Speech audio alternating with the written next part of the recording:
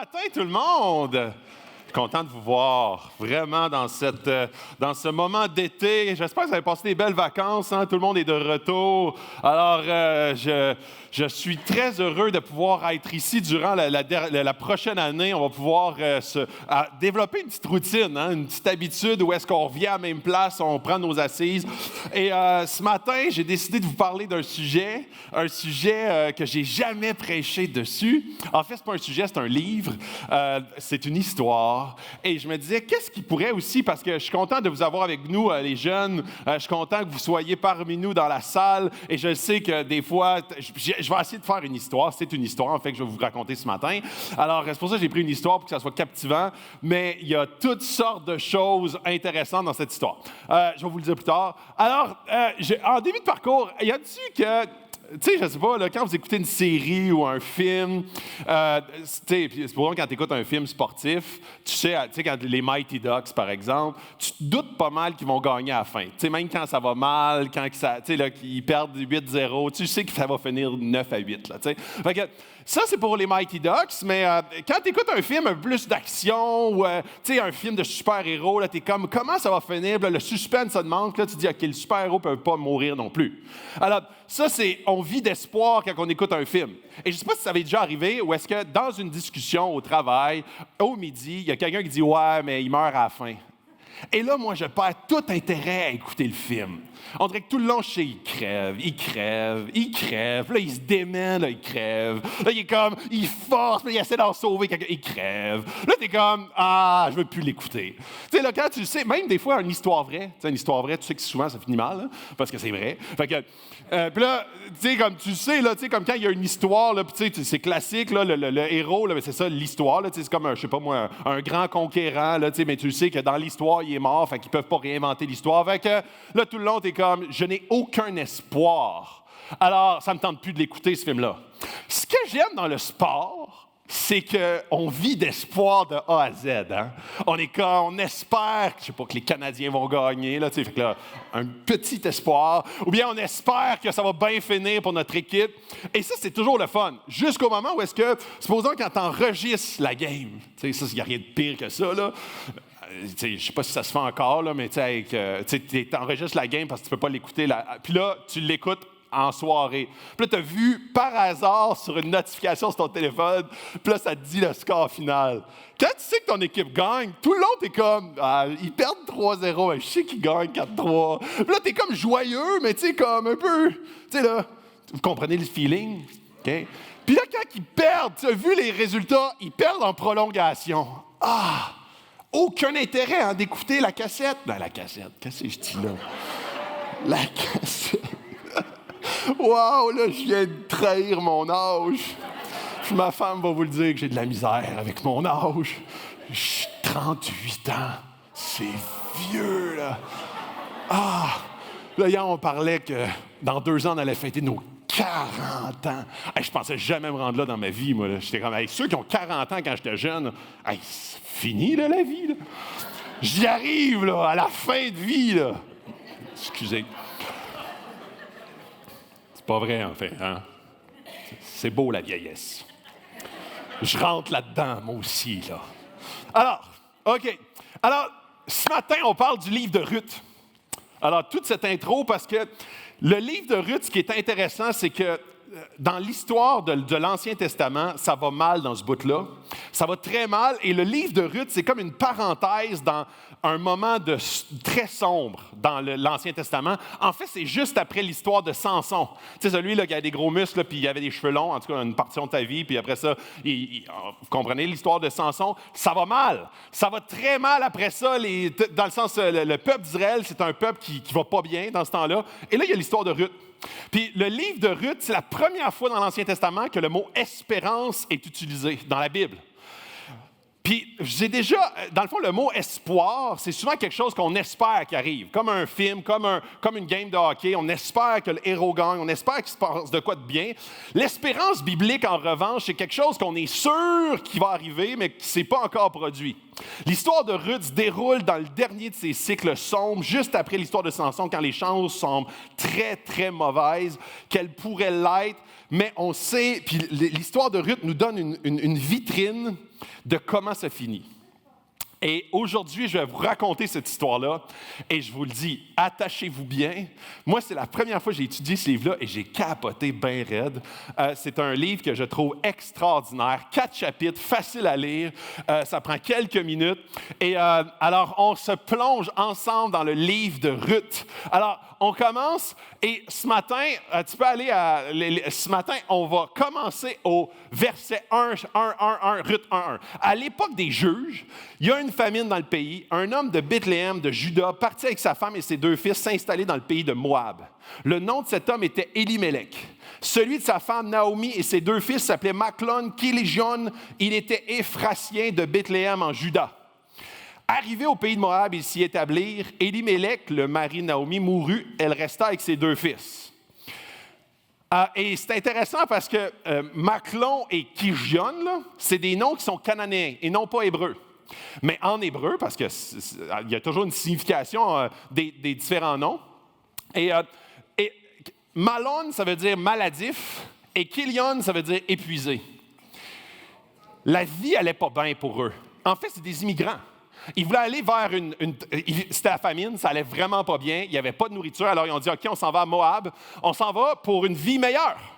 Et on arrive là-bas, son mari meurt, ses enfants, elle l'appelle maladif et épuisé, tu sais, ça vous donne une bonne idée de sûrement soit que c'était des tempêtes ou soit qu'il n'allait pas bien dans la vie. Ils sont partis de la terre promise. En fait, le peuple d'Israël, là, vous en souvenez, il traverse le désert, il arrive en terre promise, là où coule le lait et le miel, puis là, Dieu a dit, OK, ma promesse, c'est que si vous suivez mes commandements, le lait et le miel vont couler. Mais si vous ne suivez pas mes commandements, ça va être une terre de famine. Et là, comme l'humain est un humain, il se retrouve en famine. Alors, ça ne va pas super bien. Et là, il arrive en terre des Moabites, de Moab. Et ça ne nous dit rien pour nous. Mais pour eux, ça veut dire beaucoup de choses. Moab, en fait, et les Moabites, c'est des descendants de Sodome. Sodome, c'est une terre, Sodome et Gomorrhe, hein, vous vous souvenez, Lot.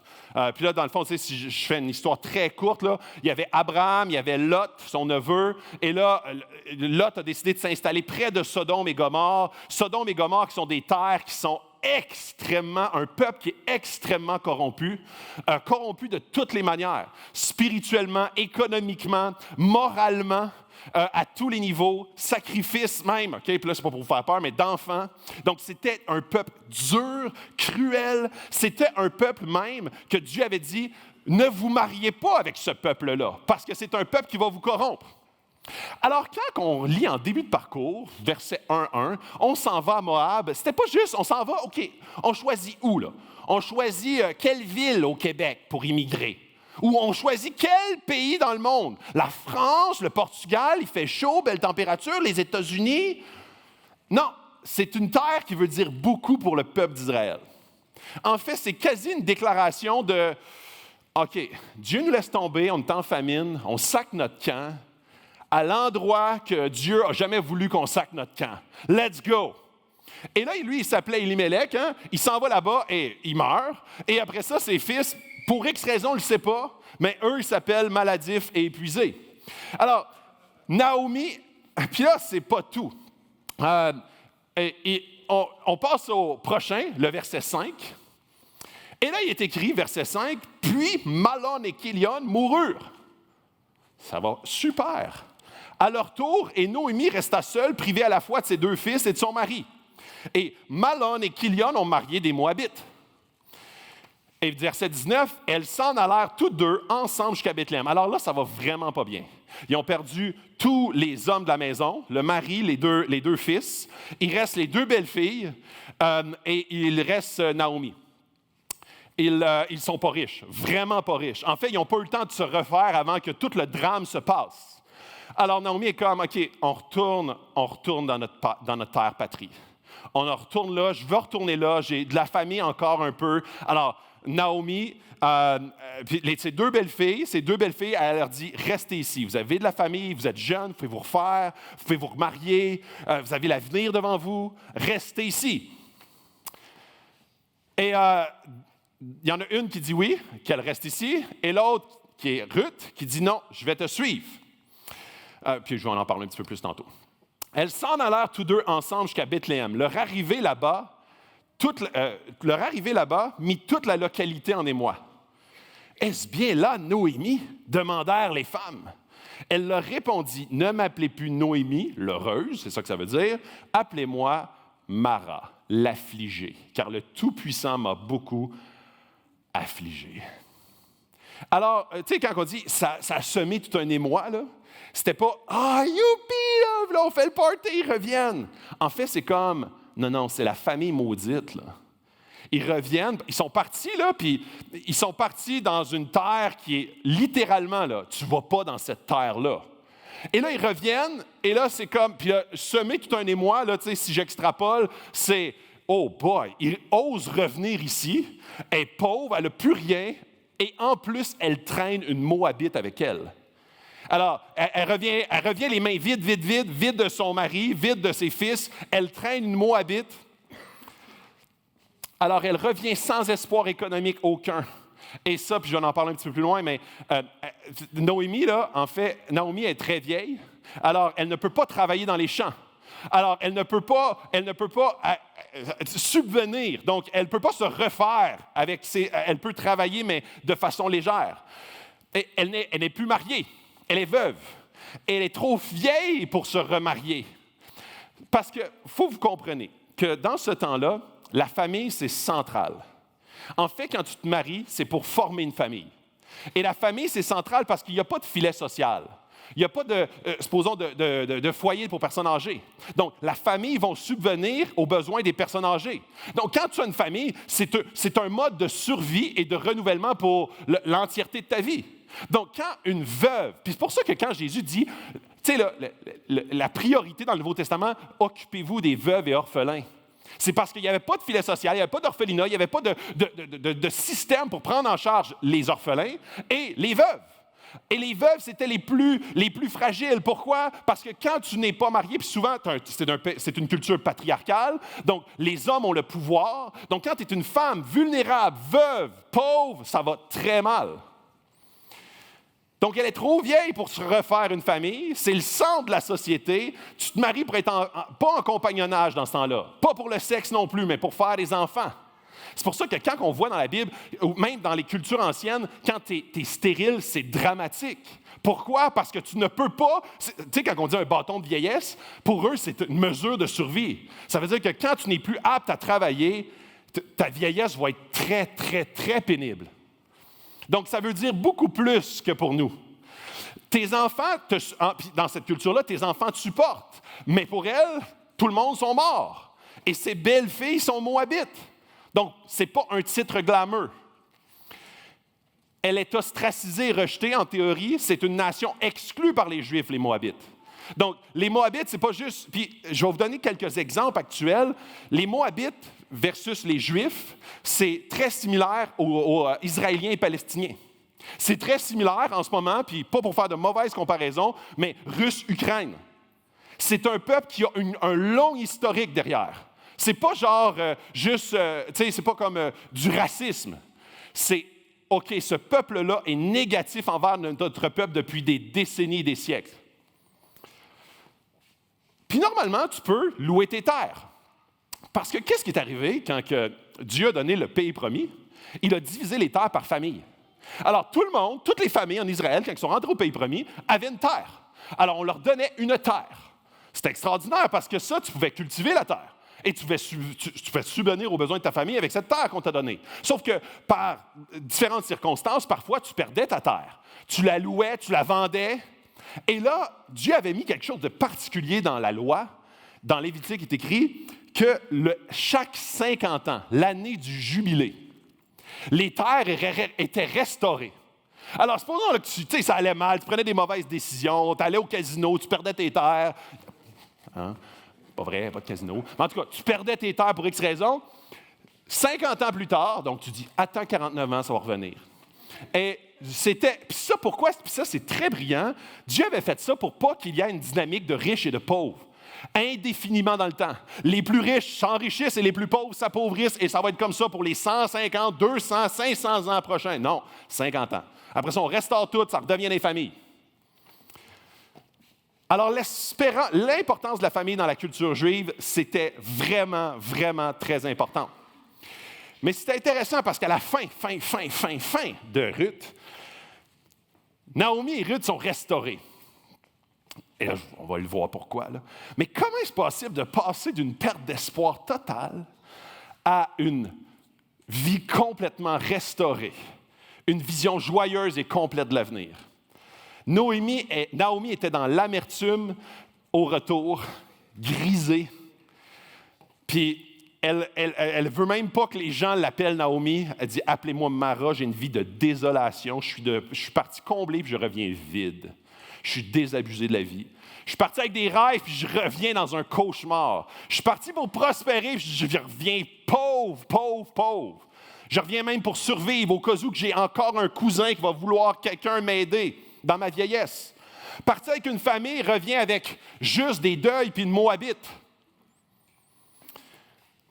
Et puis là, juste là, ça c'est comme le topo de départ. OK? Et pourquoi est-ce que je voulais prêcher ça? Parce que je ne sais pas où est-ce que vous vous situez. On revient après les vacances de la construction, comme si on revient en désolation totale. C'est pas le parallèle. Très souvent, puis même depuis la COVID, depuis les 2 dernières années, plusieurs personnes m'ont parlé de sécheresse spirituelle, de désert spirituel. Ils essayent de reconnecter, mais c'est très difficile. J'essaie de revenir, mais ce n'est pas facile. J'ai perdu mes repères, j'ai perdu mon groupe connexion, j'ai perdu ma routine systématique, mes relations systématiques. Ce n'est pas facile de reconnecter avec Dieu, de retomber en intimité avec Dieu. Puis aujourd'hui, là, on va voir, puis je souhaite vraiment qu'aujourd'hui, le texte qu'on va lire, pour moi, c'est un texte qui est rafraîchissant, c'est un texte qui est d'une puissance extraordinaire. Je souhaite que Dieu utilise ce texte-là pour nous rassurer, premièrement, nous attirer à lui, parler à nos cœurs, décoller, ou plutôt initier dans nos cœurs un désir d'intimité avec lui.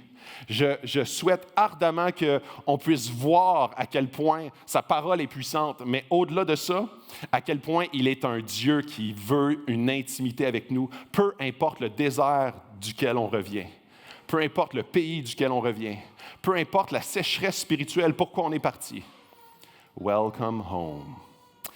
Prions. Dieu, on te prie que ce texte puisse parler à nos cœurs ce matin. Tu es le Dieu de l'infini, tu es un Dieu 3 fois saint, mais tu es surtout un Dieu personnel à nos vies. On te prie, Dieu, que ta parole, dans ce texte de Ruth, puisse être un texte de puissance, un texte rafraîchissant, un texte qui nous montre à quel point tu es ce Dieu qui veut venir chercher tes enfants, parler à nos cœurs et nous rapprocher de toi. Donc, Dieu, prends ces quelques minutes pour ta gloire dans ton Fils. Amen. Alors, ce matin, 3 thèmes. On va découvrir le secret de l'histoire et le secret pour nos vies. 3 éléments ce matin que je veux qu'on voit ensemble. Les 3 éléments, le héros officiel, le héros surprise et le vrai héros dans cette histoire. Donc, on commence avec le chapitre 2, verset 3. Donc, j'ai fait le chapitre 1. On arrive dans le chapitre 2. Naomi avait un parent, de son mari. C'était un homme puissant et riche du clan d'Élimélec qui s'appelait Boaz. Boaz veut dire puissant. Il y avait tout, le gars, là, tu sais. Je suis sûr qu'il y avait un cheval blanc avec une cape, là, puis avec une espèce de cheveux dans le vent, là. Je m'appelle Boaz. Puissant. Ses parents le savaient, là, tu sais, ils l'ont appelé de même. Or, Boaz vint de Bethléem. Il dit au moissonneur que l'Éternel soit avec vous. Ils lui répondirent que l'Éternel te bénisse. Hey, même ses employés. Il rentre là, il dit que l'Éternel soit avec vous. Tout le monde sort, que l'Éternel te bénisse, Boaz. C'est quand même, là, il y a le portrait, le gars, là, tu sais. Boaz dit à son serviteur, chargé de surveiller les moissonneurs, chargé de projet, tu sais, c'est son adjoint, à qui est cette jeune femme? Parce que l'affaire, c'est que quand tu es vraiment pauvre, dans ce temps-là, et c'était prévu à la loi de Dieu dans Lévitique, que tous ceux qui avaient des terres, ils les cultivaient, mais ils ne pouvaient tout récolter. Ils devaient laisser un peu de grain dans le champ pour que les pauvres puissent glaner. Glaner veut littéralement dire ramasser les miettes qui reste. Et si une terre était trop cultivée par le propriétaire, c'est clair qu'il se faisait taper ses doigts. Non, tu ne dois en laisser pour les pauvres. C'était leur banque alimentaire, littéralement. Donc, tous les pauvres, après que les moissonneurs avaient passé, pouvaient, puis là, les pauvres se lançaient sur les meilleurs spots qui restaient. Il reste un épi là-bas, il reste un épi. Puis là, ils glanaient. C'est littéralement un terme. Donc, elle s'en va dans le champ, puis elle tombe sur le champ de Boaz. Et puis Boaz est en train de glaner, et lui, Boaz, sur son cheval, il dit, « Oh, qui est cette jeune femme? » C'est une femme, et là, son assistant lui dit, « C'est une jeune femme moabite qui est revenue avec Naomi du pays de Moab. »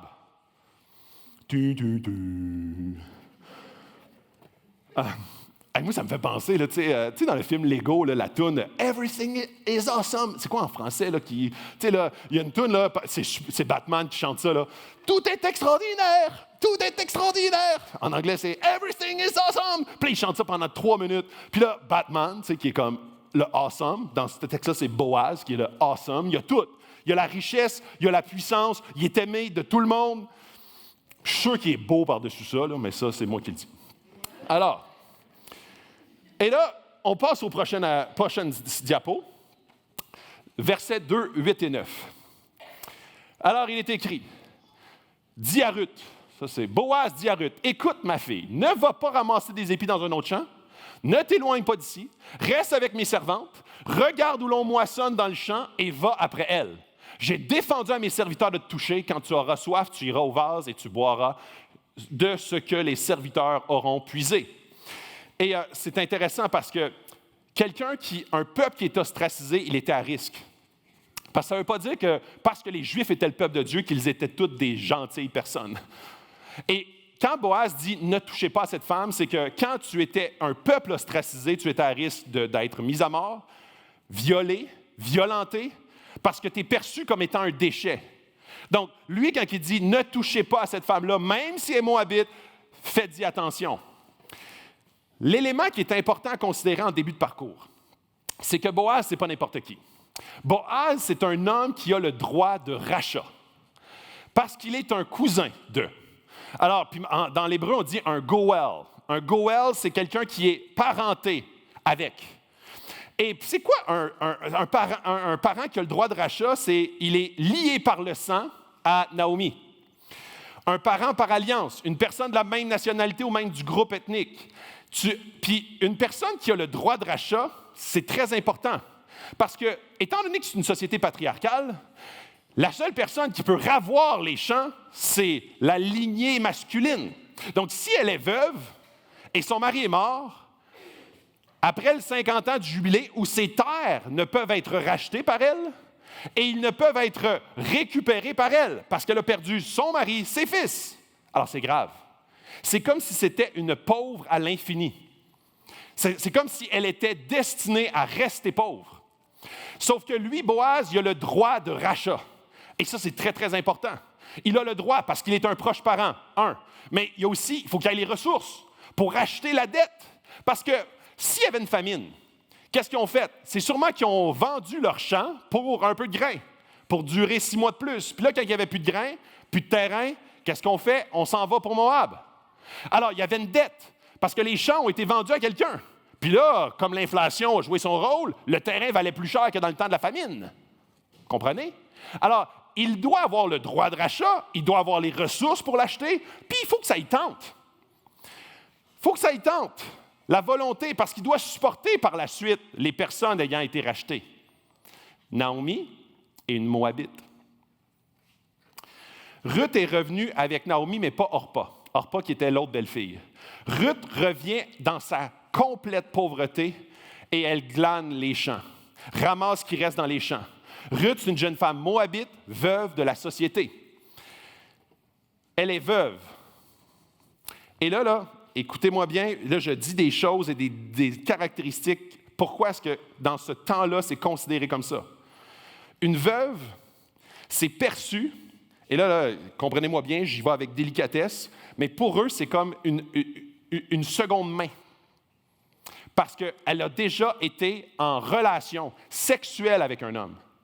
Donc, il y a une valeur moins grande attribuée à quelqu'un qui est veuve dans ce temps-là. Donc, pour les hommes, ils ne sont pas intéressés à remarier une veuve. Pas juste parce qu'elle est pauvre, elle est veuve, elle a déjà appartenu à quelqu'un. Appartenu, je le mets entre guillemets. Elle est moabite, c'est un peuple maudit. Donc, ce n'est pas juste quelqu'un qui est veuve, mais elle est moabite. Elle a une étiquette qui va suivre toute sa vie de sa provenance. Et en plus, elle est pauvre. Et la pauvreté est perçue par le peuple comme étant une malédiction de Dieu. Elle n'a pas tout pour plaire. Elle n'est pas à son meilleur non plus dans les champs à glaner, là. Elle n'est pas genre, maquillée, cheveux arrangés. Elle a une robe sûrement déchirée, elle est pleine de poussière. Elle ramasse le stock à terre qui reste. Ruth a décidé d'aller glaner, mais Ruth était moabite. Elle risquait sa vie chaque jour, comme je l'ai dit tantôt. Donc, tous ces éléments-là nous aident à comprendre qu'est-ce que Boaz dit. Qui est cette fille? C'est une moabite. Il dit à ses serviteurs, OK, maintenant, tu vas pouvoir récolter, pas juste glaner, et n'y touchez pas. Alors, quand Boaz il dit tu peux glaner dans mes champs ou tu peux récolter dans mes champs, c'est comme. Là, je sais, là, dans ce temps-là, c'est quasiment une pick-up line. Là, vas-y, tu peux récolter mes champs. C'est comme une cruise line, là, une façon de.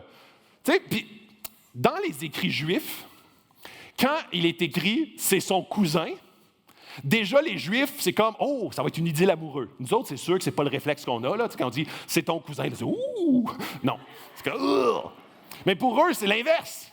Il a le droit de rachat, elle est pauvre, elle est veuve, alors, peut-être qu'il va avoir une idylle amoureuse. Donc, en début de parcours, chapitre 1, verset 1, au début, ils disent ça. C'est comme un proche parent.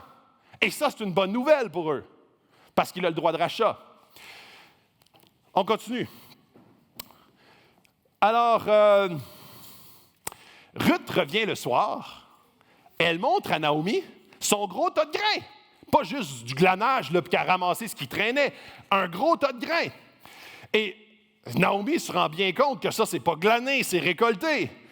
Et là, Ruth, il raconte toute l'histoire, puis là, je passe quelques versets, mais il raconte toute l'histoire. J'ai rencontré Boaz, Boaz me dit de récolter au lieu de glaner, il m'a dit d'être protégé, alors là, je peux retourner dans ses champs tout de suite, où c'était des pieds égal, c'est super, puis là, les deux, youpi. Okay.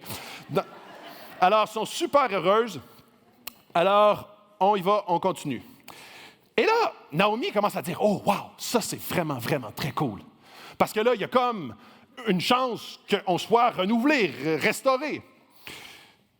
Mais il ne peut pas marier Naomi, elle est trop vieille. Elle est trop âgée, il doit marier Ruth, mais Ruth est moabite. Les ennemis jurés. Qui ferait cela? Qui dans ce peuple-là, dans cette histoire-là, dans ce moment-là, ferait ce move-là? Boaz a tout pour plaire. Ruth n'a rien pour plaire. Boaz nuirait à sa réputation, à sa valeur, il dépenserait, il devrait supporter Naomi et une Moabite pour le restant de sa vie. Qui ferait ça? Alors, 3:8, on continue. Alors, au milieu de la nuit, Boaz est... puis là, dans le fond, ce que Naomi dit, OK, il y a comme une fête, là, il y a une fête. Alors, Naomi voit où est-ce que Boaz va se coucher. Puis là, Boaz va se coucher dans les herbes, non, dans le foin, OK? Dans sa grange. C'est vrai, là, je suis un peu plus tôt. Il va dans la grange et elle va découvrir ses pieds et elle se couche là.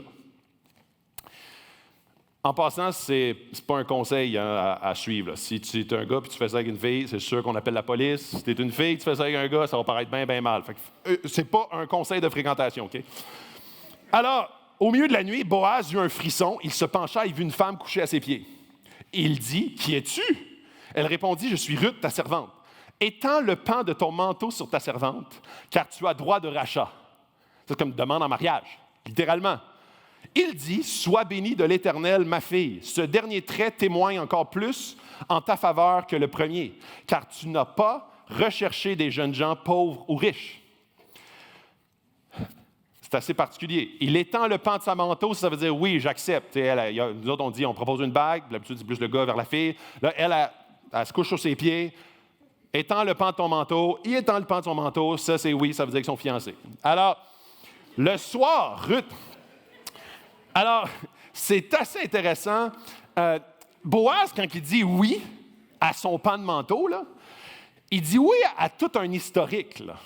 Il dit oui à tout ce que ça veut dire. Il sait très bien ce que ça veut dire. Il ne prend pas juste la dette de la famille, mais il marie Ruth, cette Moabite, veuve. En un instant, une nouvelle vie complète, pas juste des terres, pas juste des richesses, pas juste un mari, mais une réputation qui vient de changer. En un instant, le héros formel, Boaz, puissant, vient de littéralement sauver la mise. Alors, pourquoi est-ce que ce n'est pas le livre de Boaz plutôt que le livre de Ruth? Pourquoi, si c'est lui le héros officiel, pourquoi est-ce que ce n'est pas dans Boaz 1.1, nous lisons. Dans Boaz 4.2, nous lisons, c'est dans Ruth. Parce qu'on arrive à, pas le héros surprise, mais la héroïne surprise. Yes. Yeah. Cet enfant, ça c'est dans 4.15, à la fin, 4 versets avant le dernier, OK? Cet enfant sera ton réconfort et le soutien de ta vieillesse. Ça, c'est les femmes à Bethléem qui disent de Naomi et qui parlent de Ruth.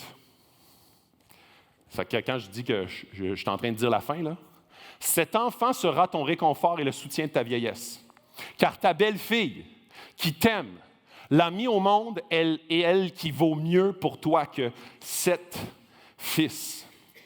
Pourquoi ça ne nous fait pas réagir? Parce qu'on ne comprend pas très bien la société dans laquelle cette histoire-là a été écrite.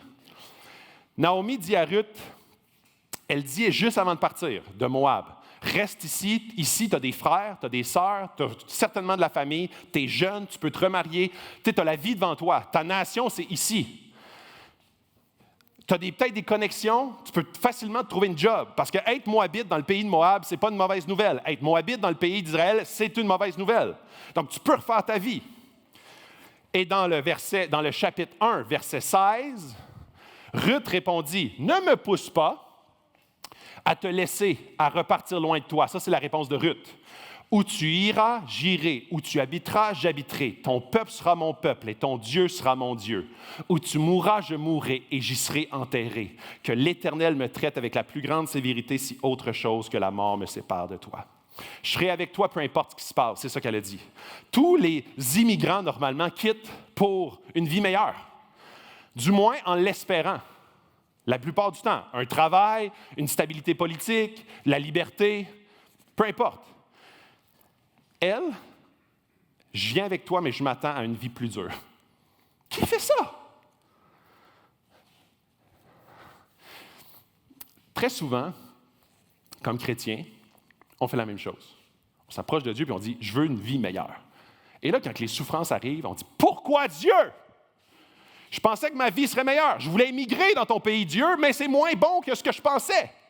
Parce que je pensais que tu allais me servir mes plans. Je pensais que tu allais me donner une job, une femme, je pensais que tu allais me donner des affaires de plus. Puis là, tu m'en donnes moins. En tout cas, j'ai l'impression de souffrir. Et là, laissez-moi vous expliquer. Dans ce passage-là, j'ai souligné Dieu et Dieu. Et ça, c'est un peu difficile parce que quand dans la Bible, il est écrit Dieu, il est écrit Dieu. Mais quand on lit dans le langage original, Dieu a toutes sortes de noms. On l'appelle parfois Elohim, Jéhovah, El Shaddai. Tout ça, c'est des noms qui veulent dire quelque chose de différent. Elohim, c'est le nom générique de Dieu. Yahweh est un nom personnel pour Dieu. Quel nom pensez-vous qu'ici, elle utilise? Elle utilise Yahweh. Yahweh, c'est le nom qui est utilisé quand Dieu apparaît dans le buisson ardent à Moïse. C'est le nom pour ceux qui connaissent Dieu personnellement, pas juste Dieu générique, le Dieu des Hébreux. Un Dieu personnel. Elle n'aurait jamais fait ça à part du fait qu'elle croit en ce Dieu personnel.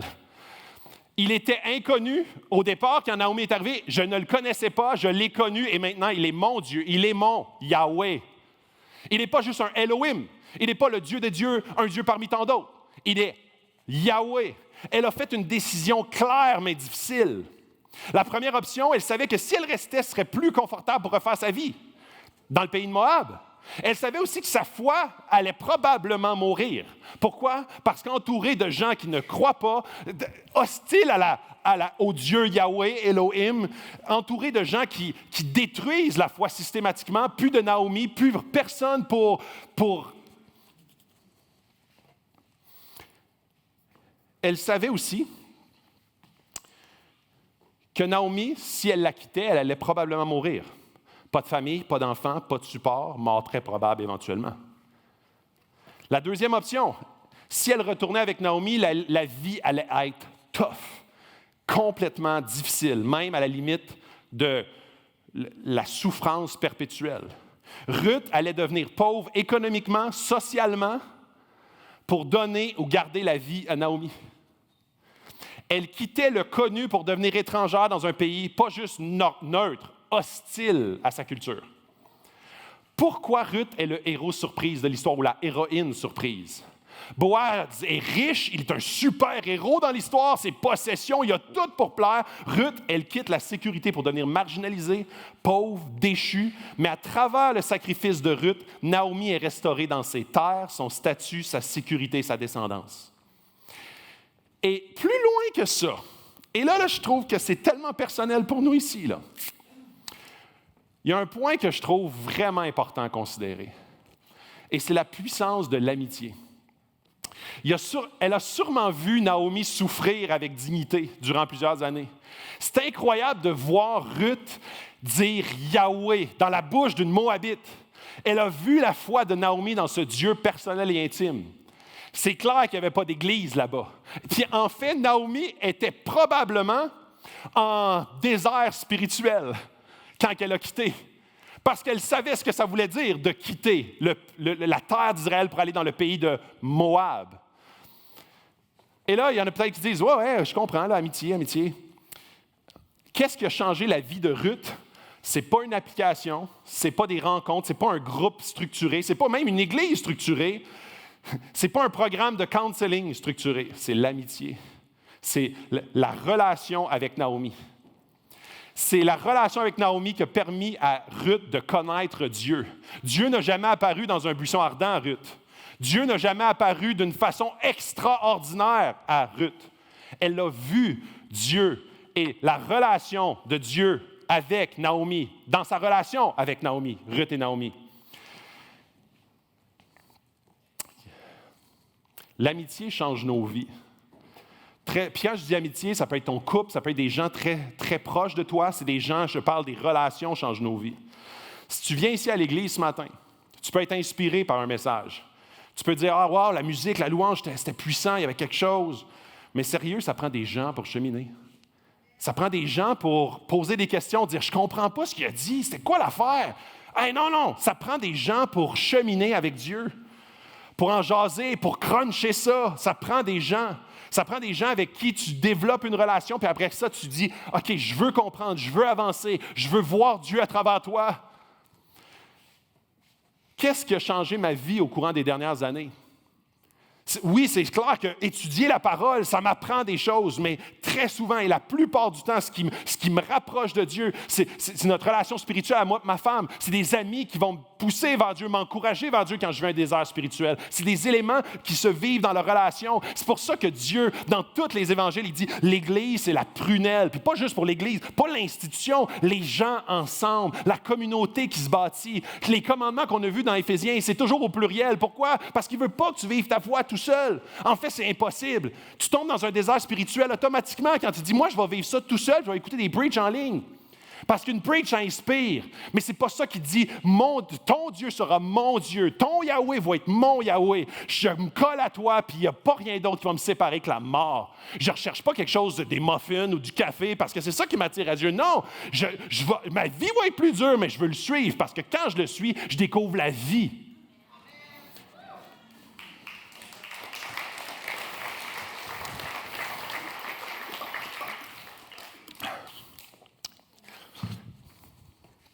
Qu'est-ce qu'un ami? Et puis là, je n'embarquerai pas sur le thème de l'amitié, mais temps et constance. Ça prend du temps et ça prend de la constance. Ça fait 10 ans qu'on ne s'est pas vu, mais c'est comme si c'était hier. Ça, c'est le temps. La constance, c'est la récurrence. Alors, tu ne peux pas dire « ça fait 10 ans que je l'ai vu ». Et c'est la même chose. C'est la proximité de cœur. Pas juste on se voit prendre une bière. Non, on se voit systématiquement pour ouvrir nos cœurs, ouvrir nos luttes, ouvrir ce qui se passe, ouvrir nos doutes. Où tu seras, je serai. Où tu logeras, je logerai. Où tu mourras, je mourrai. Être disponible, présent, être là sur le long terme. L'importance d'un ami, pas nécessairement une tonne d'amis, mais un ami. Un ami. Deuxième élément intéressant, c'est la barrière culturelle brisée à travers la grâce. Ta belle-fille vaut mieux que 7 fils. Et nous disons, OK, ouais. En fait, la société, dans ce temps-là, la famille, c'est le centre. Le chiffre 7, c'est la perfection. Des fils représentent la pérennité du nom et du prestige de la famille. Cette société donnait aux hommes accès au pouvoir. Si tu veux du pouvoir, tu devrais avoir des fils. Alors, qu'est-ce que ça veut dire? Cette belle fille-là, moabite, vaut mieux que la famille parfaite qui est adulée dans notre société. Qu'est-ce qui est adulé aujourd'hui dans notre société? Ce n'est pas d'avoir 7 fils. C'est pas ça. Il y a toutes sortes d'autres choses. La carrière, le prestige, l'argent, ça, c'est adulé. Les gens courent après ça. D'avoir une relation intime avec quelqu'un qui te pousse vers Dieu, ça vaut mieux que 7 fils. 7 carrières extraordinaires, 7 millions de dollars. L'Évangile et la grâce de Dieu dans la vie d'une personne ou exprimée dans la vie d'une personne est plus satisfaisante, plus épanouissante que la famille parfaite ou la carrière parfaite ou l'Église parfaite. L'Évangile et la grâce de Dieu dans la vie d'une personne est mieux que 7 fils. La culture actuelle, c'est plus nécessairement la famille parfaite, c'est une panoplie d'autres éléments. On regarde de haut ceux qui n'ont pas réussi autant, ceux qui n'ont pas accès aux mêmes éléments que nous, on a accès. L'Évangile brise ça, comme dans la vie de Ruth qui était rejetée. Elle a été libérée, rachetée, rendue libre de ces préjugés-là, qui sont complètement humains et non pas divins. L'Évangile te rendra libre, la vérité te rendra libre. Libre de quoi? Libre d'arrêter de poursuivre une vie vide. Libre de te battre pour courir après 7 fils. Et nos 7 fils sont juste d'autres choses dans notre vie. L'Évangile te rend libre et te permet de ne plus être aspiré par un centre de vie éphémère. Briser les barrières à travers la grâce. C'est quoi être un chrétien? C'est quoi être un chrétien? Et ça, Ruth nous en donne un super exemple. C'est quoi être un chrétien? L'impératif radical du discipleship, de suivre Dieu envers et contre tous. Et là, je vais vous montrer un verset qui est incroyable. Josué 5,13. Il dit, ça c'est dans Josué, c'est Josué qui voit un ange de Dieu, puis il dit, comme Josué était près de Jéricho, il leva les yeux et regarda. Voici qu'un homme se tenait debout devant lui, son épée dégainée à la main. C'est un ange de Dieu, OK? Josué alla vers lui et lui dit, « Es-tu pour nous ou pour nos ennemis? » Vous allez voir le parallèle. Il répondit, « Non! » Mauvaise réponse, me semble. T'es-tu pour lui ou pour là? Non! Je suis le chef de l'armée de l'Éternel. Pourquoi est-ce que c'est intéressant? C'est parce que Dieu, il n'est pas de ton bord ou il n'est pas du bord de ceux vers qui tu te bats. Dieu, il a son bord. Mon côté, mes buts, mes objectifs. Josué dit, « Hey, t'es-tu pour moi? Tu vas-tu me servir dans mes objectifs? Dans ce que je poursuis? La victoire contre l'armée ennemie? » Dieu dit, « Non! Toi, suis-moi. Toi, embarque dans mon armée. Je veux être le maître. » C'est ça souvent qu'on cherche. Je veux être le maître de ma vie. Je cherche un serviteur. Dieu, tu veux-tu me servir? Il me semble que ce serait commode de t'avoir dans mon équipe. Un petit miracle par-ci, on règle nos problèmes par-là. Tu veux-tu?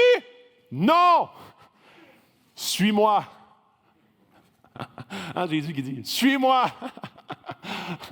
Les disciples, oh yes, jusqu'à temps que ça devienne souffrant. Oh, OK, je vais te renier 3 fois. Dieu dit, je ne suis pas là pour servir tes buts, mais pour te sauver de ton apparence de but que tu penses qui va t'amener ton bonheur. De tes 7 fils que tu poursuis, là. Je suis là pour te sauver de ça. J'obéirai si. Je vais devenir chrétien si. Hey, on fait un marché de Dieu, OK? Donne-moi une femme, puis là, je vais croire. Ou change ma femme, puis là, je vais croire. Donne-moi une job. une promotion. Et là, je vais croire. Je reviens à l'église ici. Hey, Dieu. Es-tu capable de... Dieu dit non. Tu ne comprends pas. C'est pas ça, être chrétien. Être chrétien, c'est être touché par le Dieu personnel que je suis. Quand on devient chrétien, on espère une meilleure vie, mais Ruth espère une toute autre chose. Elle avance par la foi vers, pas son côté, mais celui de Dieu. Je n'ai pas de condition à mon obéissance. Je sais que ça ira pas bien. Je m'en vais dans un pays hostile, pauvre, tout le monde me regarde comme un déchet. Je mourrai ou tu mourras. Je te suivrai ou comme empêche-moi pas de faire ça. Je ne sais pas si vous vous en souvenez, il y a une toune qu'on chante ici à Axe. Jésus, je te suivrai. Laissez-moi lire un peu les paroles. Car tu es mort pour moi, je vivrai pour toi. Tu t'es offert sans rien garder, tu as souffert pour me sauver. Jésus, je te suivrai. Je t'aimerai plus que la vie, plus que mes 7 fils. Te servirai malgré le prix. Wow. Jésus, je te suivrai. Confiant quand ma foi est profonde. Yeah! Dans le doute quand ma paix semble fondre. Oh, Jésus, je te suivrai. C'est super chanter ça, hein? Ça change complètement de perspective quand ça dit, OK, non, ma vie va être tough, mais je vais te suivre. Je vais m'ouvrir la bouche parce que je veux te suivre. Je vais aller dans ce pays-là parce que je veux te suivre. Quand je retourne dans une nation qui me haït, quand je reviens sans espoir quelconque, que le doute semble fondre, Dieu, je vais te suivre. Puis super! À ce point-ci, puis je vais tomber dans ma conclusion. Alors, j'inviterai les musiciens. Et là, tu pourrais dire, wow, hey, super, je t'ai inspiré un matin. Nice, super. Non, en fait, si tu n'es pas écrasé par ce que je viens de te dire, c'est parce qu'on n'a pas encore réfléchi ce que ça veut dire. Ah ouais, je vais être comme Ruth, là, tu sais, je vais le suivre, puis tout, puis ah ouais, je veux, yes. Ah ouais, ça me tente, là, tu sais, de briser les barrières, de ne plus regarder les autres qui ne sont pas dans ma gang de haut, de faire ça, de faire comme Ruth, là, tu sais, d'aller dans les endroits difficiles, puis de suivre Dieu avec foi, yes. On souhaite un peu, puis on passe à l'action. Si tu entends ça ce matin, puis tu n'es pas écrasé par ce que je te dis, c'est parce que tu n'as pas encore pensé comme il faut. Parce que c'est vraiment pas naturel et humain. Et là, il y a un dernier sauveur, le vrai. Yeah! J'aime ça. Le vrai héros dans l'histoire. Ruth 4, 14. Les femmes dirent à Naomi, « Béni soit l'Éternel qui ne t'a pas laissé manquer aujourd'hui d'une personne ayant le droit de rachat. Que son nom soit célébré en Israël, ou plutôt que son nom devienne célèbre en Israël. » Noémie prit le nouveau-né de Ruth et le serra sur son cœur. Les voisines s'écrièrent, « Noémie a eu un fils! » Et elles lui donnèrent le nom d'Obed. Obed fut le père d'Isaïe et le grand-père de David. Que son nom devienne célèbre en Israël. Mais c'est drôle parce que Boaz, il est déjà célèbre. Boaz, c'est un kingpin. Je disais, il est déjà célèbre en Israël. En fait, ici, ce que l'auteur est en train de faire, il est en train de dire le vrai sauveur est celui qui va venir. Quand il dit que son nom devienne célèbre, c'est que Ruth, la Moabite, la maudite, le peuple maudit, Moabite, veuve, qui n'a rien pour elle, elle devient la grand-mère, littéralement, de Jésus, le sauveur du monde. Parce que David, c'est le grand-père de... Elle devient la grand-mère du grand roi David, qui lui est le grand-père du grand roi Jésus, qui est le sauveur de l'humanité. L'auteur pointe que le vrai sauveur allait venir, que son nom allait devenir célèbre, qu'il allait avoir plusieurs ressemblances à ses grands-parents, Jésus.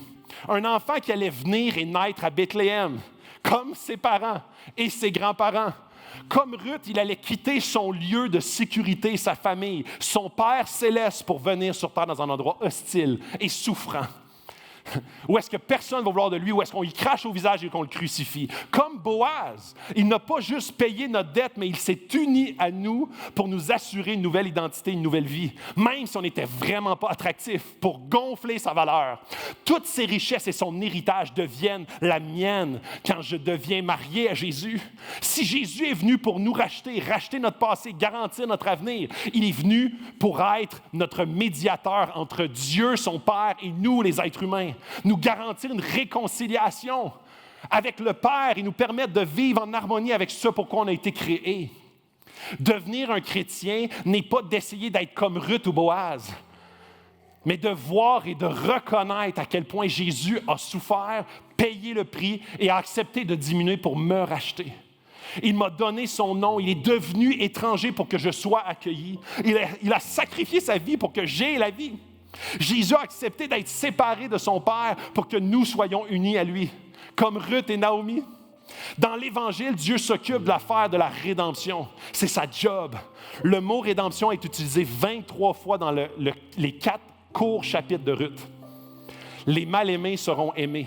Les pauvres seront restaurés. L'héritage qui a été perdu à cause du péché est récupéré grâce à la générosité d'un autre. L'amertume devient douce. Le livre de Ruth commence par la mort et dans la souffrance et termine par une généalogie relatant la liste de naissance incluant Jésus, le roi du monde. Ruth se termine par une généalogie parce que la Bible se termine par une résurrection. Pour le monde, la vie commence par la naissance et se termine par la mort. Pour le chrétien, nous réalisons que nous sommes nés dans la mort, mais Dieu met fin à notre histoire dans la vie, en lui. Naomi passe de aigrie à joyeuse. Elle commence le livre en tant que mendiante, abandonnée, sans fils et sans mari. Elle se termine en tant que grand-mère du Fils de Dieu. C'est le thème de Ruth. Et le thème de la Bible, c'est le cœur de l'Évangile. C'est le message de Dieu pour chacun d'entre nous ce matin. L'Évangile n'est pas Dieu récompense ceux qui réussissent à s'auto-flageller assez fort pour que tu sois une bonne nouvelle autour de toi. Dieu accorde le ciel aux justes et aux vainqueurs. Ce n'est pas ça le message de l'Évangile. L'Évangile est « Venez vous tous qui avez soif. Venez boire à la source qui est Jésus, une source qui est intarissable. » Nous avons été créés pour être enfants de Dieu, à être constamment en sa présence, pour avoir une éternité bénie dans le ciel, qui était joie sur joie et bénédiction sur bénédiction. Mais nous l'avons déchu par le péché. Pourtant, Jésus, notre parent sauveur, complètement homme, comme chacun d'entre nous, complètement Dieu, comme personne d'entre nous, nous a aimés, nous très peu aimables. Il s'est sacrifié quand je n'étais pas aimable. Il m'a aimé quand je n'étais pas aimable. Et hostile que nous étions à lui, et a racheté notre héritage pour nous. La seule façon de vivre à la lumière de l'Évangile, comme Ruth et Boaz, est de découvrir, de voir cette révélation spirituelle, à quel point Jésus est celui qui me permet de pousser avec joie et d'avoir la paix quand j'échoue. À moins que tu vois que toute cette histoire pointe au vrai héros, au vrai sauveur. Jésus, tes essais de vivre par inspiration et non pas par transformation vont t'épuiser, vont t'écraser. Tu vas voir la foi comme une religion et non pas comme une relation. Tu ne découvriras jamais le Dieu personnel qui souhaite te faire connaître à toi. Tu vas juste connaître le Elohim, le Dieu générique, général, qu'on voit des fois, qu'on entend parler à l'Église, mais pas le Dieu personnel que je rencontre dans le buisson ardent. Jésus t'a couvert de son manteau pour que tu sois saint devant Dieu, comme Boaz a fait avec Ruth. Jésus t'a racheté au prix de sa vie et de sa séparation avec Dieu. Le message de Ruth est un message de grâce pour te donner une nouvelle vie aujourd'hui, un espoir renouvelé aujourd'hui, une éternité avec un nouvel époux, Jésus. Et dans le verset 17, Noémie dit, est écrit « Noémie a eu un fils ». Pourtant, elle n'a jamais eu de fils. Il y a une belle fille qui a eu un fils. Si tu donnes ta vie à Dieu, Dieu ne te donnera pas la bonne vie, mais une vie vivante. Naomi et Ruth, en faisant confiance à Dieu, a apporté plus de santé et de vie, plus d'héritage, plus de descendance dans la vie de Naomi que quoi que ce soit d'autre. Naomi n'a pas eu d'enfant, mais elle en a eu. Donne ta vie à Dieu, il te donnera plus et mieux que ce que tu crois. Il te donnera la vie, il te donnera mieux que 7 fils. Il te donnera mieux que ton planning, que ton espoir actuel vide. Il te donnera une vie nouvelle en lui. Et c'est exactement ce qu'on voit dans l'histoire de Ruth. Une histoire de foi et non pas une histoire de « j'ai eu donc je crois ». Pas une histoire d'inspiration, mais une histoire de transformation. Une image du vrai héros. Où est-ce qu'on a vu le héros formel qui a agi d'une façon tellement altruiste? Ruth qui a eu l'héros caché, qui a complètement amené une délivrance de Naomi, mais le vrai héros, celle que cette histoire pointe entièrement et totalement, c'est le vrai héros dans toute l'histoire de la Bible, Jésus. Ce matin, c'est exactement ce qu'on veut découvrir. C'est exactement ce qu'on veut. En tant qu'Église, en tant qu'individu, on veut être, pas juste inspiré, on veut être touché par ce Dieu personnel. Que Dieu renouvelle cette foi, pour que cette foi devienne « je vais te suivre envers et contre tous ». Je sais que la vie, dans te suivant, va peut-être être plus souffrante, mais la vraie vie est en toi. Je veux te découvrir, toi. Je veux avoir accès à toi. Je veux te voir tel que tu es. Notre Église ne peut pas vivre d'inspiration. Elle doit vivre de sa présence. Elle doit vivre de sa rencontre. Chacun d'entre nous, on doit vivre de communauté où est-ce que la communauté, on se propulse vers Dieu. On doit être ensemble dans la découverte du vrai Dieu qui va changer nos vies individuellement et collectivement. C'est l'histoire de Ruth. On va se lever ensemble avant un temps de louange où est-ce qu'on va chanter à Dieu. Oui, Dieu, tu es ce Dieu qui, ta parole est tellement riche, tellement puissante. Merci pour ce livre de Ruth qui nous donne juste une espèce de petite fenêtre pour nous montrer à quel point Jésus, tu es le Dieu, tu es l'homme, 100% homme, 100% Dieu, venu sur terre pour nous racheter, pour nous sauver, pour rétablir cette relation entre ton Père et les êtres humains. Dieu, que tu puisses venir et visiter cette Église, que tu puisses venir et visiter chaque individu dans cette Église. Je te prie, Dieu, que s'il y a quelqu'un qui, pour la première fois, vient ici, met les pieds, je te demande de toucher son cœur en ce moment même. Je te prie, Seigneur, que si quelqu'un, ça fait plusieurs mois qui vit une sécheresse spirituelle dans cette salle, je te demande, Seigneur, que tu puisses parler à son cœur maintenant. Montre-lui à quel point tu es le Dieu de vie, une source intarissable. Guéris ses blessures et fais-toi connaître à lui ou à elle. Dieu, je te prie que cette Église, pour la prochaine année qu'on va se rencontrer dans ce bâtiment, je te demande de bénir ce bâtiment, que tu puisses le sanctifier de toute présence démoniaque. Et on veut seulement ta présence ici ce matin. Dieu, on veut que tu puisses parler à nos cœurs chacun. On veut voir le buisson ardent comme Moïse l'a vu. Et on veut, Seigneur, que tu deviennes ce Dieu personnel comme tu l'as été si souvent dans l'histoire de l'humanité que tu es encore aujourd'hui. Tu es ce Dieu vivant. Tu es cet alpha et cet oméga. En 2022, au 21e siècle, tu es aussi actuel qu'il y a 2000, 3000, 5000 ans. Dieu, tu es ce Dieu du présent et ce Dieu du passé, ce Dieu du futur. On veut, Seigneur, te suivre, on veut t'aimer, on veut t'adorer. Dieu, prends ces chants et que tu puisses les recevoir comme un parfum de bonne odeur, que ton Église puisse venir devant toi en adoration, devant qui tu es, dans le nom de ton Fils compris pour ta gloire. Amen. Qu'on passe un temps dans la louange ce matin à Axe. Bon matin.